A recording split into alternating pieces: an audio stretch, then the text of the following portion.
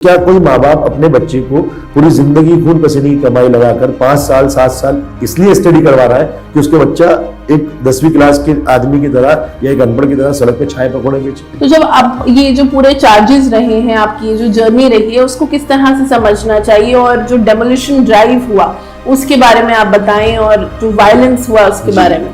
अगर हम बात करें अवैध कब्जों की, क्योंकि उन्हें अवैध कब्जे का नाम ही दिया जाता है बाद में, उस वक्त ये कहा जाता कि दंगाई का घर पे बुलडोजर चलाया गया, लेकिन बाद में उसे अवैध कब्जा बता दिया जाता है। तो अवैध कब्जा में ही तो कानून क्या कहता है, सिस्टम क्या कहता है, प्रोसेस क्या कहता है, उसका कंपाउंडिंग होना चाहिए, नोटिस दिया जाना चाहिए, वक्त दिया जाता। आप तो सीधे जाके घर तोड़ देते। अगले दिन सुबह उठता हूँ, पेपर देखता हूँ, व्हाट्सएप खोलता हूँ, पता लगता है कि मुझ पर FIR दर्ज कर ली गई है। जाहिर सी बात है, अगर मैं आज किसी दूसरे धर्म के मोतबर शख्सियत पे अगर कोई ऐसी बात करता हूँ जो उसको मानने वाले को नागवार गुजरे, तो उसको भी गुस्सा आएगा। नमस्कार, आदाब। दोबारा में आपका स्वागत है। मैं हूं सुमेधा। आज हम एक खास बातचीत कर रहे हैं जैद पठान जी के साथ। वो मध्य प्रदेश में लगातार एक्टिविज्म में इन्वॉल्व है, लीगल रिकोर्सेज उन परिवारों को प्रोवाइड करते रहे जिनके साथ ज्यादती हुई थी, जिनके साथ वायलेंस हुआ था। आप लोगों को याद होगा जब एक मुसलमान चूड़ी बेचने वाले पर हमला हुआ था, अटैक हुआ था, तो उनकी मदद भी जैद पठान जी ने की थी। मगर 15 अगस्त को हम देखते हैं कि लगातार जो कार्रवाई में वो इन्वॉल्व थे, जिस तरह से वो लोगों को मदद पहुंचा रहे थे, उसके बाद उनके ऊपर NSA यानी कि नेशनल सिक्योरिटी एक्ट लगाया गया, जिसके बाद वो 2 महीने तक जेल में थे। और फिलहाल वो हमारे साथ हैं। आज उनका जितने भी उनके खिलाफ जो चार्जेस थे वो हटा दिए गए हैं और वो हमारे साथ मौजूद हैं। वो बात करेंगे आज हमसे, खासतौर से अपने काम के बारे में, एक्टिविज्म के बारे में, और उसके साथ साथ मध्य प्रदेश में जो हालात हैं, जो परिवार अभी भी सफर कर रहे हैं, जो जमीनी स्थिति है, उसके बारे में आज हम उनसे बातचीत करेंगे। आपका बहुत बहुत शुक्रिया हमें ज्वाइन करने के लिए। मेरा पहला सवाल आपसे यही है कि आप लगातार कम्युनिटी के साथ जुड़े हुए थे और आपको अरेस्ट कर लिया गया, ये चार्जेस आप पर लगाए लिए गए। उसके बाद हमने देखा कि एक पूरा बैकलैश भी था, लोगों ने सामने आकर के ये बात की कि आपको इसलिए टारगेट किया जा रहा है क्योंकि आप कम्युनिटी के साथ काम कर रहे थे या लीगल रिकोर्सेस के लिए उनकी आवाज उठा रहे थे। तो किस तरह के चार्जेस लगाए गए थे आप पर, और किस तरह से आप समझते हैं इस पूरे मामले को? सबसे पहले जो आपने बात कही कि इसकी शुरुआत कहाँ से हुई, लगभग मुझे 12 साल हो चुके हैं एक्टिविज्म में। रिलीफ के काफ़ी सारे काम काज किए हैं। इंदौर प्रॉपर से हूँ। मेरे वालिद जो हैं हाफिज़ हैं, मस्जिद में इमाम हैं, और मम्मी हाउसवाइफ है। चूँकि घर में रिलीजियस माहौल था, वालिद हाफिज़ थे, तो कहीं ना कहीं अपने दीन को बेहतर समझने में मुझे बहुत आसानी रही। प्रैक्टिकल उन्होंने चीज़ें सिखाई कि इस्लाम क्या सिखाता है, इस्लाम क्यों अफजल कहलाता है। उन चीज़ों को सीख करके जब इस लायक हुआ कि कुछ कर सकूँ अपनी कम्युनिटी के लिए, जब हालात देखे आज से 15 साल 20 साल के ड्यूरेशन में जो हालात चेंज हुए हैं एकदम बड़े पैमाने पर, तो उनको देखते हुए मुझे लगा कि मुझे अपनी पर्सनल लाइफ से कुछ वक्त अपनी सोसाइटी को देना चाहिए, अपनी कम्युनिटी को देना चाहिए। यहाँ पर कम्युनिटी की ही बात नहीं होती है, हम इस सोसाइटी का हिस्सा हैं, तो कहीं ना कहीं हमें सोसाइटी को देखना पड़ेगा, क्योंकि इस्लाम भी इंसानियत सिखाता है। तो इंसानियत तभी मुकम्मल हो सकती है जब उसमें सभी मजहब के सभी तरह के लोग शामिल हों। तो जब आप ये इस तरह के चार्जेस देखते हैं, ये पूरा एक बैकलैश आपने देखा, क्रैकडाउन आपने देखा, तो इसको आप किस तरह समझे? जो आपने जर्नी बताई है वो आपकी कम्युनिटी के लिए, सोसाइटी के लिए, जैसा आपने कहा कि सिर्फ एक मजहब के व्यक्ति के लिए नहीं थी, वो पूरे जो प्रॉब्लम्स हम विटनेस कर रहे हैं इतने साल में सोशल लेवल पर, उसमें आपने अपना कंट्रीब्यूशन दिया।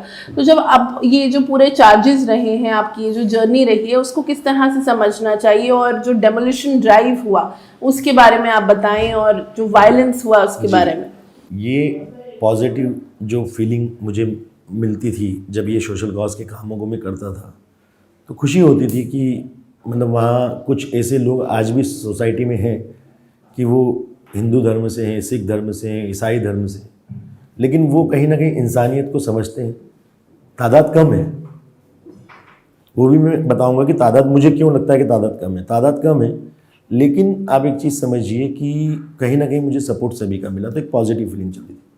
देन पूरा देश जानता है, मैं एलिगेशन नहीं लगा रहा हूँ, कामों से दिख रहा है जनता को कि जब से 2014 में गवर्नमेंट आई बीजेपी की, उसके बाद से देश के माहौल तेज़ी से किस तरफ डाइवर्ट हुए, एक बहुत तेज़ी से डाइवर्शन आया उसके अंदर। कहीं ना कहीं इन सब के साथ में जो नेगेटिव चीज़ स्टार्ट हुई वो ये हुआ कि धीरे धीरे माहौल कम्युनल होने लगा हमारे देश का। आम मुद्दों पे बात कम होने लगी, धर्म पे बात ज़्यादा होने लगी, धर्म के नाम पे भड़काया जाने लगा। तो कहीं ना कहीं उन चीज़ों को समझते हुए आया था, गंगा जमुनी तहजीब की बात होती थी, वो प्रैक्टिकली देखा था कि मैं अपने एक पंडित दोस्त के घर में बगैर किसी से पूछे किचन में जाके खाना निकाल के बैठ के खा लेता था और वो मेरे घर में आके खाना खा लेता था। तो वो कहीं ना कहीं चीज़ों को फेस किया था। जब माहौल कम्युनल हुआ तो उसके साथ साथ ये हुआ कि धीरे धीरे वो जहर जो अफीम चटाई जा रही थी धर्म के नाम पर, वो असर दिखाने लगी। नई नस्ल है, वो सभी की बात कर रहा हूँ मैं, कि कहीं ना कहीं कुछ बुरे लोग सब जगह होते हैं। और एक आम, मैं आपसे पूछूं कि आपके घर के सामने आकर मैं अगर कुछ इस तरह की बातचीत करूंगा, इस तरह से चिल्लाऊंगा, नारे लगाऊंगा या डराऊंगा धमकाऊंगा, तो आप भी रिएक्ट तो करेंगे ना, उस पर क्रिया की प्रतिक्रिया होती है, ये इंसानी फितरत है। तो उसकी वजह से जो फसादात हुए हैं, शुरू में 2-4 इंसिडेंट्स हुए थे। शुरू में मैं कहूँगा कहीं ना कहीं कि शिवराज जी ने काम किया, जहाँ प्रॉब्लम होती थी वहीं पर उस चीज़ को वहीं रोक करके ख़त्म करवाया। लेकिन बाद में जब ये रैलियाँ निकलने लगी और चीज़ें स्टार्ट हुई, तो तब सरकार का वो रवैया नहीं रहा जो पहले था।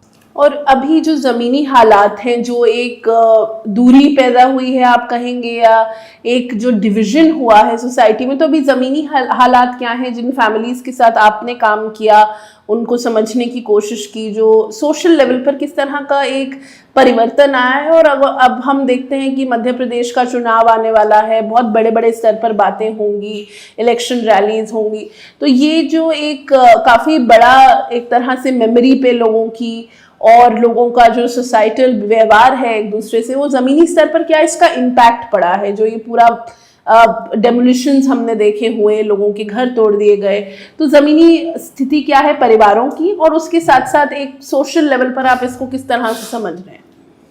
जी, जहाँ रुका था वहीं से स्टार्ट करता हूँ कि जब ये यात्राएं निकलने लगी तो फसादात हुए तो उसमें हमने ये देखा कि मुस्लिम कम्युनिटी पे मैं बड़े खुले तौर से, क्योंकि ये दुनिया ने देखा है कि क्या हालात रहे हैं पिछले 5 सालों में, 7 सालों में, तो मुस्लिम कम्युनिटी के साथ ये होने लगा कि जब फसाद हो जाता है उसके बाद जो FIRs होती हैं तो वो कई बेगुनाहों को भी इसमें इन्वॉल्व कर लिया जाता है, जो वहाँ मौजूद नहीं होते, जिनका उस फसाद से कोई लेना देना नहीं है, वो लोग भी आज जेलों के अंदर हैं, आज भी हैं। तो जब ये चीज़ें देखी तो मैं APCR से जुड़ा, लीगल पे काम करना स्टार्ट किया, अगेन सोसाइटी से ही मदद ली। जो लॉयर्स थे मेरे शहर के आसपास के इलाकों के, उनसे कांटेक्ट किया, और इसमें भी सिर्फ मुस्लिम वकील नहीं है, बात कम्युनिटी की है लेकिन मुस्लिम वकील नहीं है, मेरे कुछ हिंदू भाई भी हैं जो मेरे साथ में हैं और उन मुद्दों पे काम कर रहे हैं, उन्हें केसेस दिए हुए वो काम कर रहे हैं। तो हमने जब ये स्टार्ट किया तो छोटी छोटी चीज़ें, जब फैमिली से मिलना शुरू किया कुछ वक्त के बाद, तो पता चला कि फैमिली में घर में कमाने वाला शख्स वही था, वो जेल में कैद है, 6 महीने हो गए, यहाँ पर कुछ भी नहीं है। पब्लिक आती है, फ़ोटो खींचती है और चली जाती है, वादे करते हैं, नेता आते हैं और चले जाते हैं, मीडिया आता है, इंटरव्यू लेता है, चले जाता है। माफ़ी चाहूँगा आपके मतलब क्षेत्र को मैं वो कर रहा हूँ, लेकिन जो कड़वी सच्चाई है, कुछ अच्छे पत्रकार भी आते हैं कि जो ग्राउंड की रियलिटी है उसको बयां करते हैं, ये भी है, क्योंकि अच्छे लोग हर जगह है। यहाँ पर जब ये हालात देखे तो हमने फिर अगेन रिलीफ और लीगल दोनों पे काम करना शुरू किया। उन फैमिलीज़ को जो भी रोज़मर्रा में राशन या इस तरह की चीज़ें, यहाँ पर ये तमाम जो काम करते हैं, तो यहाँ पर हमें कोई फंडिंग नहीं करता है। देश में भी बड़ा वो चल रहा है ना, यहाँ पर कोई फंडिंग नहीं करता है। जो भी काम किए हैं मैंने अभी तक, उन तमाम कामों में मैंने सोसाइटी के ही जो लोग हैं उनसे मदद ली है, और मैंने उनसे ये रिक्वेस्ट करके कि आप इंसान हो, अल्लाह, भगवान, खुदा, गॉड जो भी आप मानते हो, वो एक सर्वशक्तिमान है, उसने आपको इतना नवाजा है कि आप इसमें से इतना अपना जिम्मेदारी दे दोगे, चाहे वो आपके हुनर के तौर पे हो, आपकी काबिलियत, एजुकेशन के पेशे के तौर पे हो, हर चीज़ के एतबार से जिससे आप सबसे ज़्यादा नवाजे गए हो उसमें से कुछ हिस्सा आपका इस सोसाइटी से बनता है, क्योंकि आप जो आज इस एज में हो उसका जो ज़िंदगी के साल हैं वो आपने इस सोसाइटी से ही सीखा है, तो आपको रिटर्न देना बनता है। तो इस तरह जब मैंने बात की तो मुझे सपोर्ट मिला, तो हमने राशन वगैरह में बच्चों के एजुकेशन, स्कूल की फ़ीस नहीं हो पा रही, स्कूलों में जाकर बात करी कि फ़ीस कुछ वो हिस्सा कम कर लें, कुछ हम लोग करवा देंगे, तो वहाँ से भी सपोर्ट मिला। अब जब ये चीज़ें होने लगी तो लीगल में ये होने लगा कि कहीं ना कहीं पुलिस प्रशासन दबाव में काम कर रहा है। रीज़न कि एक इंसिडेंस हुआ था छोटा सा, उसमें जो एक बंदा था, मुस्लिम लड़का था, उसकी कोई गलती नहीं थी लेकिन उसे टारगेट किया गया। स्वामी नरसिंहानंद यति ने जो हुज़ूर पाक सल्लल्लाहु अलैहि वसल्लम और इस्लाम की शान में गुस्ताखियाँ की थी, तो जाहिर सी बात है अगर मैं आज किसी दूसरे धर्म के मोतबर शख्सियत पे अगर कोई ऐसी बात करता हूँ जो उसको मानने वाले को नागवार गुजरे तो उसको भी गुस्सा आएगा। उसने अपने गुस्से का इजहार किया कि उसने सिर्फ अपने दुकान के बाहर पोस्टर लगा दिया था ऐसा क्रॉस करके, और नीचे मुर्दाबाद लिखा हुआ था, माफ़ी मांगो ये रिक्वेस्ट थी उसके अंदर। अब उसको टारगेट किया जाता है, एफआईआर होती है उसके अगेंस्ट एफआईआर होती है, उसे थाने लाया जाता है। वहाँ पर जब एक प्रशासनिक अधिकारी से, शहर के एक जिम्मेदार एडमिनिस्ट्रेशन अधिकारी से, मैंने जब पुलिस प्रशासन के थे वो, उनसे मेरी बात हुई, बोला सर ये केस ही नहीं बनता है। तो उन्होंने मुझसे जब ये वर्ड कहे कि यार थोड़ा तो एडजस्ट करना पड़ेगा, क्योंकि आप भी शांति चाहते हो, हम भी शांति चाहते हैं, अगर कोई न्यूसेंस पैदा ना हो तो छोटी मोटी कार्रवाई कुछ करके, हालांकि उन्होंने जो चार्जेस किए वो बहुत नॉर्मल थे और वो हाथों हाथ वहीं पर सब क्लोज हो गया, लेकिन बात तो ये थी ना कहीं उस पर चार्ज तो लगाया गया जो कि गलत था। वहाँ कायदा ये होना था कि दोनों पक्षों के जिम्मेदार लोगों को बिठा देते, बात करते, आपसी सुलह कर लेते, ख़त्म हो जाती बात, लेकिन उस पर चार्ज लगाएगा क्यों? क्योंकि वो एक पर्टिकुलर कम्युनिटी से है। तो इस तरह के इंसिडेंट्स जब होने शुरू हुए, हमने लीगल पे काम किया, तो लीगल के अंदर काफ़ी सारी प्रॉब्लम्स आई। जो लोग मौजूद नहीं थे उनके नाम लिए गए, जो लोग घायल हुए, जिनके नुकसानात हुए, उनके नाम अपराधी के तौर पे, आरोपी के तौर पे एफआईआर में दर्ज थे। हमने एडमिनिस्ट्रेशन से बात करना शुरू की। सोशल कॉज में था तो एडमिनिस्ट्रेशन से हमेशा कहीं ना कहीं किसी तरह का कनेक्शन होता था, चाहे वो मेडिकल फील्ड में हो, पुलिस में हो या अदर तमाम सरकारी महकमे, और सपोर्ट भी मिलता था।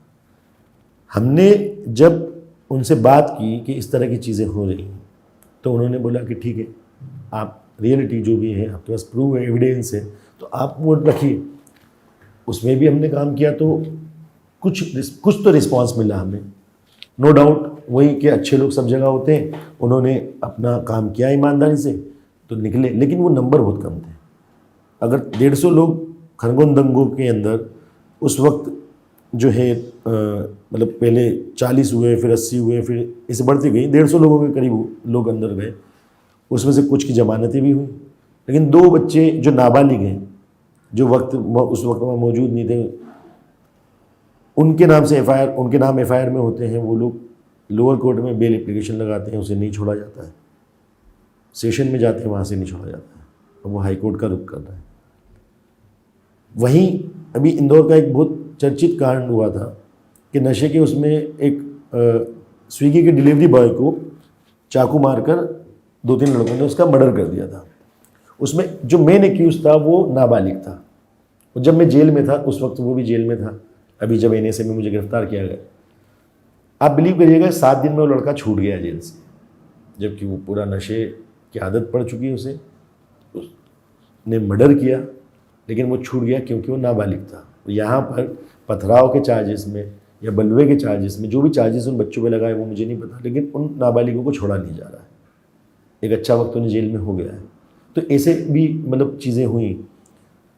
जब ये सब तमाम चीज़ें देखी, फैमिलीज़ की बात करें, तो मैं आपसे सब कुछ छीन कर अगर कहीं छोड़ दूँ जहाँ आप जो करना चाह रहे हैं, अपनी ज़िंदगी जीना चाह रहे हैं, आप ज़िंदगी नहीं जी पाएंगे, आपको कोई साधन नहीं मिल रहा, तब आपके हालात क्या हो सकते हैं कि घर में खाने के लिए राशन नहीं है, इलाज के लिए पैसे नहीं है, दूध लाने के पैसे नहीं है, बच्चों का एजुकेशन जा रहा है। तो कहीं ना कहीं एक फैमिली जो सफ़र करती है, उन्हें बार बार मुलाकात के लिए जेलों पे जाना पड़ता है। जब उनको हियरिंग पे कोर्ट लाते हैं, वो कोर्ट में भगते हुए जाते हैं, भूखे प्यासे। इन तमाम जगहों पर जहाँ ये हादसा हुए, वहाँ पर एजुकेशन परसेंटेज कम है, क्योंकि ग्रामीण इलाके हैं ज़्यादातर, तो इतने पढ़े लिखे भी नहीं कि चीज़ों को टेक्निकली समझ सकें। फैमिलीज मतलब ये कहना चाहिए कि एक तरह से जिंदा लाश की तरह जीती है, ये मैंने फील किया वहाँ पर। वो गलत होता, हम बोलते हैं उसको सज़ा मिलनी चाहिए, आपने बेदर्दी से मारा, FIR के लिए गया, उसको भगा दिया गया। जब ये इंसिडेंस हुआ सोशल मीडिया पे, जब उसका वीडियो वायरल हुआ, तो मुझे जो बाहर के दूसरे शहरों के साथी थे, उनके फ़ोन आने लगे कि ऐसा ऐसा इंसिडेंस हुआ है आपके यहाँ पे। अगर तस्लीम की जगह आशीष होता, राहुल होता, तब भी मैं जाता, अगर मेरे नॉलेज में वो चीज़ आती। अगर उसको मुस्लिम इलाके में पीटा गया होता, तब भी मैं जाता। लेकिन वो तस्लीम था। शाम को मुझे खबर मिलती है कि तस्लीम, मैंने पता करवाया शहर में, कम्युनिटी का प्रेसिडेंट हूँ, सदर हूँ, शहर में सभी लोग जानते हैं, वालिद हाफिज़ है। छोटा शहर है इंदौर, लेकिन बड़ा खूबसूरत शहर है। अब धीरे धीरे वो खूबसूरती कहीं ना कहीं ख़राब हो रही है, लेकिन संभाल लेंगे उसको हम। आप देखो सफाई में, पूरे मुल्क में कहीं इतनी सफाई नहीं है जितनी आज इंदौर में है। जब यहाँ पर तस्लीम के बारे में बात चली, पता करवाया, तो मालूम पड़ा कि वो एक मुसाफिर खाना है रानीपुरे में, जहाँ पर बाहर से कपड़े, जो एसेसरीज़ आती है लेडीज़ की, वो इस तरह के छोटे छोटे जो फेरी वाले होते हैं, वो लोग आकर रुकते हैं। वो उस मुसाफिर खाने में है। मैं वहाँ जाता हूँ, वहाँ देखता हूँ अपने शहर के कुछ ज़िम्मेदार लोग अलग अलग बैठे हुए, राजनीतिक भी थे, कांग्रेस के भी थे, दूसरी तंजीमों के भी थे, अलग अलग जो फ़िका है, सभी तरह के लोग थे। कुल मिलाकर मुस्लिम कम्युनिटी के सभी ज़िम्मेदार वहाँ पे आना शुरू हो गए थे, सबको पता चल रहा था। मैंने बात की, गया, देखा, घबराया हुआ था, बातचीत की, बोला क्या चाहते हो तुम? तो बोले मुझे FIR करना है, मेरे साथ बहुत गलत हुआ, मुझे बहुत बेरहमी से मारा, उसको काफ़ी चोटें भी आई थी। हमने बोला ठीक है, सभी से बात की। सदर हूँ, इसका मतलब ये नहीं कि अपनी मर्ज़ी से डिसीजन ले सकता हूँ, मुझे जो शहर के ज़िम्मेदार हैं सभी, उनसे बात करना पड़ती है। तो मैंने वहाँ पर वो ज़रूरी समझा, मैंने उनसे मशवरा किया। उन्होंने कहा कि हमें पुलिस में जाना चाहिए। मैंने SP महेश चंद जैन साहब को कॉल किया, बोला ऐसा ऐसा इंसिडेंस हुआ है। बोले हाँ, मुझे नॉलेज में आ गया है, और ऊपर से आदेश है कि तस्लीम की तरफ से FIR लिखी जाएगी, आप उसे लेकर थाने चले जाएं, और मैं बोल देता हूँ थाने में। पॉजिटिव रिस्पांस था, और जैन साहब ने हमेशा पॉजिटिव रिस्पांस दिया जब भी मैंने उन्हें कॉल किया, चाहे वो कोविड के वक्त पे मुझे हेल्थ कैंप लगाना था, रिलीफ कैंप लगाना था, उस वक्त परमिशन का हो, या जब कोरोना के दौरान शहर के अंदर सामान लेने के लिए हमें कर्फ्यू पास में जाना पड़ता था, तब उन्होंने हमेशा सपोर्ट किया। यहाँ पर यह हुआ कि जब उन्होंने ये बात बोली, तो उसके कुछ दिनों पहले एक इंसिडेंस हुआ था, एक आधार कार्ड वाला, कि नॉन मुस्लिम बच्चियों को मुस्लिम समझ लिया गया था, और एक गलत फहमी की वजह से एक फसाद हो गया था, मारपीट हो गई थी। उस वक्त भी माहौल गर्म था। तो मुझे ये ज़रूरी लगा कि बाणगंगा थाना, जो एक पूरा मतलब कहना चाहिए कि मुस्लिम ना के बराबर है जिस इलाके में, जो शहर में उस स्पॉट से करीब 4-5 किलोमीटर दूर है, अगर जाएंगे, पब्लिक आना स्टार्ट हो गई थी। हमने किसी ने पब्लिक को नहीं बुलाया, पब्लिक आना स्टार्ट हो गई थी। सबको मालूम पड़ा, हर आदमी में गुस्सा आता ही है, तो वो कहीं ना कहीं वो इकट्ठा होना शुरू हुए थे, लेकिन इतने लोग नहीं थे, कुछ 30-35 लोग थे। हमने जब बात करी तो सर ने कहा कि मैं बोल देता हूँ, मैंने उनसे कहा कि सर बाणगंगा जो है ऐसा इलाका है, भी माहौल में कुछ दिन पहले ऐसा इंसिडेंस हुआ है, तो बोला क्यों ना हम इसको ज़ीरो पे कहीं भी कायमी नज़दीकी थाने में करवा दें। उन्होंने कहा कि सेंट्रल कोतवाली थाने चले जाओ, मैं वहाँ पर बोल देता हूँ। और वो एरिया जो पश्चिम क्षेत्र के SP थे आशुतोष बागरी जी, उनके अधिकार क्षेत्र का, तो मैं उनसे बात कर लो आप, मैं बोल देता हूँ। बागरी जी से परिचय था, मैंने उन्हें कॉल किया, उन्होंने कहा कि हाँ जिद भाई, मैंने बोल दिया है, आप चले जाइए थाने, TI साहब मिलेंगे और वो आपको पूरा कोऑर्डिनेशन करके FIR लॉन्च करवा देंगे। हम थाने जाते हैं, 5 से 7 लोग गए थे, जिसमें क्षेत्रीय पार्षद थे कांग्रेस के, हमारे पूर्व जो नेता प्रतिपक्ष थे कांग्रेस से वो थे, कुछ पार्टी के तंजीमों के लोग भी थे। जो अभी नाम चल रहा है जिससे मुझे कनेक्ट किया जा रहा है, अभी लेटेस्ट जब मैं एनए से लगी और ये पीएफआई और एसडीपीआई वाला क्रैकडाउन हुआ, तो उस वक्त पे मुझे मतलब उससे ऐड किया गया कि मैं उसका एक सक्रिय सदस्य हूँ और मुझ पे एनए से उस वजह से लगाई गई। ऐसा मीडिया ट्रायल हुआ, डॉक्यूमेंट कुछ और कह रहे थे। और इस केस से आपको समझ में आएगा कि क्यों मुस्लिम कम्युनिटीज़ के अंदर आज सरकार, एडमिनिस्ट्रेशन, पुलिस प्रशासन और अपने हम वतन दूसरे मज़ाहिब के जो भाई बहन हैं उनके लिए एक नेगेटिविटी बनती जा रही है। क्यों वो मायूस हो रहा है कि जो पिछले सालों में, पिछले वक्त में जो खूबसूरती थी, जो मोहब्बतें थी, वो कैसे मरती है। ये आपको समझ में आ जाएगा इस केस से कि वहाँ पर हम थे, एसडीपीआई के भी जो ज़िला प्रेसिडेंट होते हैं वो थे, दूसरे संगठनों के लोग भी थे, तमाम लोग थे, एनजीओज़ के जिम्मेदार भी थे, जीते हुए कॉरपोरेटर भी थे तो हारे हुए कॉरपोरेटर भी थे। जब धीरे धीरे सबको पता चलने लगा, वहाँ थाने पर आए। उस वक्त तक भी हम ज़्यादा नहीं, 30-35 लोग ही थे। हम अंदर टीआई साहब के कमरे में गए, वहाँ बताया, उन बात की, हमने तस्लीम को बिठाया। उन्होंने कहा कि आप अंदर ले जाकर इसको 2 लोग कोई भी आवेदन लिखवा लीजिए, एफआईआर अभी हाथों हाथ लॉन्च करके हम कॉपी दे रहे हैं। हम उनके रूम में बैठे होते हैं, हमें नहीं पता कि बाहर क्या हो रहा है। अब सोशल मीडिया एक ऐसी चीज़ है कि आप एक कुछ कीवर्ड डालते हो, उसको सेंड करते हो, वो इंस्टेंट अगले 10 मिनट में हज़ारों लोगों के पास पहुंच जाता है, लाखों लोगों के पास पहुंच जाता है। तो आज तो बच्चे के हाथ में एंड्रॉयड फ़ोन है, मालूम पड़ते गया, पब्लिक आती गई। जब बाहर शोरगुल हुआ तो टीआई साहब ने देखा सीसीटीवी कैमरास की जो स्क्रीन थी उस पर कि बाहर पब्लिक इकट्ठा हो रही है। तो उन्होंने हम लोगों से बोला कि आप लोग ज़रा इनको समझा दीजिए। तब मुझसे कहा गया, और 1-2 लोग थे उनसे कहा गया, जो 2-3 पार्षद थे जिनकी बात मुस्लिम कम्युनिटी, क्योंकि मुस्लिम पार्षद हैं तो उनका बात सुनते हैं, तो उन लोगों को साथ लिया गया।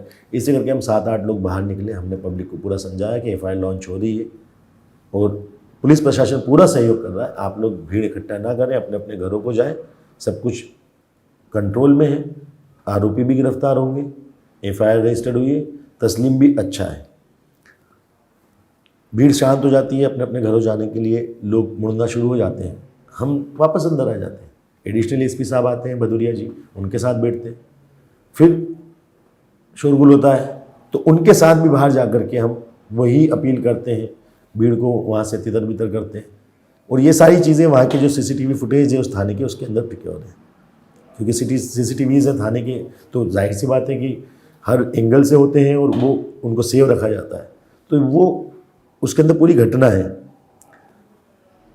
हम तस्लीम को एफआईआर लॉन्च करवा कर बाहर निकालते हैं। इस सब ड्यूरेशन में करीब 2 से ढाई घंटे का प्रोसेस लगा हमें, 2.5-3 घंटे। जब बाहर निकले तो देखा मीडिया आ गया पूरा, लोकल मीडिया जो था, लोग काफ़ी थे, जिन्हें बाइट देना थी बाइट दी, तस्लीम की बाइट करवाई। हम तस्लीम को लेकर के वहाँ से निकले, हमने उसे मुसाफिर खाने छोड़ा और वहाँ से हम लोग अपनी गाड़ियाँ उठाकर, 2 व्हीलर्स, अपने अपने घरों को निकल गए। रात में मुझे पता चलता है कि हमारे निकलने के बाद भी वहाँ भीड़ ने कुछ मतलब जो है हल्ला गुल्ला किया। जो सच है मैं वो बात करूँगा, अगर कहीं गलती हुई तो वो भी एक्सेप्ट करूँगा। हल्ला गुल्ला कर रही है, लेकिन पुलिस ने उन्हें अपने अपने घरों को भेज दिया है अनाउंसमेंट करके और समझा के। हम रिलैक्स होकर घर चले जाते हैं। अगले दिन सुबह उठता हूँ, पेपर देखता हूँ, व्हाट्सएप खोलता हूँ तो पता लगता है कि मुझ पर एफआईआर दर्ज कर ली गई है। रात को मैंने कोतवाली का घेराव किया, थाने का, नारेबाजी की है, पब्लिक को परेशान किया है, भीड़ के साथ मारपीट की है और मुझ पे जो है एफआईआर बलवे की और गाली गलौज, जो भड़काना, दंगे भड़काना, इस तरह के एलिगेशन के साथ में एक एफआईआर लॉन्च हो जाती है। किसी भी मज़हब का मानने वाला हूँ, आज मैं मंदिर में जाकर कर किस तरह की कोई हरकत करता हूँ जो उस मज़हब के इज्जत के लिए गलत है, तो जाहिर सी बात है उसके मानने वाले को गुस्सा आएगा, लेकिन फिर भी वो कहीं ना कहीं खामोश है।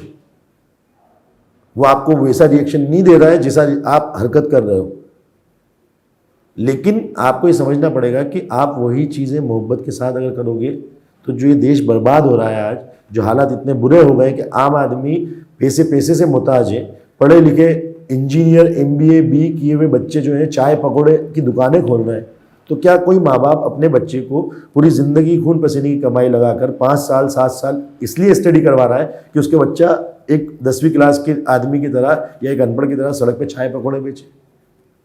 रोजगार वो भी है, लेकिन उसमें जितनी सलाहियत है वो उसके एतबार से काम कर रहा है। लेकिन हम हमारे बच्चों के फ्यूचर, ब्राइट फ्यूचर के लिए हम लोग ये एजुकेशन दिलाते हैं ना, तो यहाँ पर वही चीज़ है।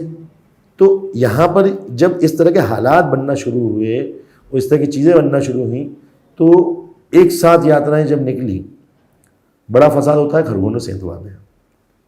मस्जिद के वहाँ से जुलूस सेंटर होता है, वहाँ पर रघुवंशी समाज निकालता है रामनवमी की यात्रा, उसने निकाली थी, मुस्लिम इलाकों से निकली, हमारी हिंदू बहनें माताएं सभी शामिल थी और बड़ी सुकून से सुबह वो जुलूस निकल गया था। शाम में वही नौजवान जिनको अभी इस वक्त पे धर्म की अफीम ज़्यादा चटाई जा रही है, जिनको रोज़गार के मुद्दे से भटका करके कट्टर धर्म समर्थक बनाया जा रहा है, वो लोग निकलते हैं, वहाँ पर विवाद होता है, लाठीचार्ज होता है, तमाम एविडेंस से, तमाम मीडिया हाउसेस इसकी रिपोर्ट से। मैं मतलब ये हो सकता है कि मेरी इस बात को भी कहीं कोई ये बता दे कि ये भड़काने की बात कर रहा है, लेकिन मैं भड़का नहीं रहा हूँ, जो सच है वो बता रहा हूँ। उसके बाद जो हुआ सबने देखा। चूँकि खरगोन करीब है, मारवा निमाड़ से मेरा ननियाल का रिश्ता है, खरगोन में मेरे ताल्लुकात थे जब हमने वहाँ पर काम शुरू करना। गवर्नमेंट एक नई तरह की प्रोसेस ले आई कि आपने एलिगेशन लगाया, तुरंत बुलडोज़र आ जाता है और आपके घर को तोड़ देता है। अगर हम बात करें अवैध कब्ज़ों की, क्योंकि उन्हें अवैध कब्ज़े का नाम ही दिया जाता है बाद में, उस वक्त तो ये कहा जाता है कि दंगाई का घर पे बुलडोज़र चलाया गया, लेकिन बाद में उसे अवैध कब्ज़ा बता दिया जाता है। तो अवैध कब्ज़ा भी है तो कानून क्या कहता है, सिस्टम क्या कहता है, प्रोसेस क्या कहती है, उसका कंपाउंडिंग होना चाहिए, नोटिस दिया जाना चाहिए, वक्त दिया जाना चाहिए। आप तो सीधे जाते हो, घर तोड़ देते हो, FIR दर्ज कर ली, उसके बाद कोर्ट में केस चलता है। अभी उस पर आरोप सिद्ध नहीं हुआ, आपने उसे अपराधी बनाकर उसका घर तोड़ दिया, तो ये वहाँ पर बड़ी तादाद में हुआ। तो ग्राउंड पर जो है हमने फैक्ट फाइंडिंग किया, APCR की टीम ने फैक्ट फाइंड किया। जब चीज़ें निकल के आई सामने तो हमने वहाँ पर काम किया। अब अगर मेरा पड़ोसी वो किसी भी मज़हब का हो, अगर वो भूखा सो रहा है, तो मेरे मज़हब में कहा गया है कि तुम मुसलमान नहीं हो सकते, तुम ईमान वाले नहीं हो सकते। तो अगर वहाँ पर मेरी कम्युनिटी के लोगों के साथ में इस तरह की चीज़ें हुई तो मैं उनका ध्यान रखूँगा, मैं जो मेरे कुव्वत में होगा मैं उनकी मदद करूँगा। वही काम मैंने यहाँ पर भी किया। सोशल मीडिया पे एक हदीस और एक आयत का तर्जुमा डाला था मैंने, उसको सेंसिटिव पोस्ट बताकर सांप्रदायिकता फैलाने और सामाजिक वैमनस्य ख़राब करने और नफ़रतें फैलाने, भड़काऊ भाषण इस तरह से जो है करके मुझ पर एक 188 की FIR दर्ज होती है, जो कि एक पुलिसकर्मी करवाता है प्रशासन की तरफ से। ठीक है, 188 कोई इशू नहीं, वहाँ ख़त्म हुआ। 17 अप्रैल को इंदौर के बाणगंगा थाने में मुझ पर एक FIR लॉन्च होती है, जिसमें 295, 153 और 505 के सेक्शंस में एक FIR लॉन्च होती है उसी पोस्ट पे। अब आप कुछ अगर आपके साथ कुछ हुआ है तो आप एक ही जगह पे हम दोनों मौजूद हैं अगर, और आप उस घटना को बताओगे तो आप आपके लफ्ज़ में बताओगे, मैं मेरे लफ्ज़ में बताऊँगा। FIR में यही होता है कि बयान हर फरियादी के अलग होते हैं। यहाँ पर सिर्फ फरियादी के नाम चेंज हुए, वहाँ पुलिसकर्मी था, यहाँ एक आम इंसान है जिसके बारे में पता चला कि वो किसी संगठन का सदस्य है। थाने चेंज हुए, वक्त चेंज हुआ, डेट चेंज हुई, सेम FIR कॉपी पेस्ट है, वही एलिगेशन, वही फेसबुक की पोस्ट और मुझ पर यहाँ पे FIR दर्ज होती है। 17 अप्रैल को FIR दर्ज हुई। उसी दौरान मैं कहीं बाहर चले गया था 2-3 दिन के लिए। एक बार पुलिस आई घर पर, मम्मी ने बताया कि बाहर गया, बात करवाई। मैंने बोला मैं आता हूँ, मैं मिलता हूँ आपसे। जब मैं वापस आया उस वक्त वो लोग चले गए। मैंने अप्रोच करने का, पता करने की कोशिश किया तो बोले अभी कुछ नहीं है, सब नॉर्मल है। मैंने बोला हो सकता है इसकी जांच चल रही हो। पहले जो तहजीब थी कि उर्दू नॉन मुस्लिम भी समझते थे, अब वो ख़त्म हो गई धीरे धीरे। उर्दू एकदम मरने की कगार पे आ गई है। द वायर के और वीडियोस देखने के लिए सब्सक्राइब करें और बेल आइकन पर क्लिक करें। स्वतंत्र पत्रकारिता की आर्थिक मदद करने के लिए डिस्क्रिप्शन में दिए गए लिंक पर जाएं और अपनी राशि चुनें।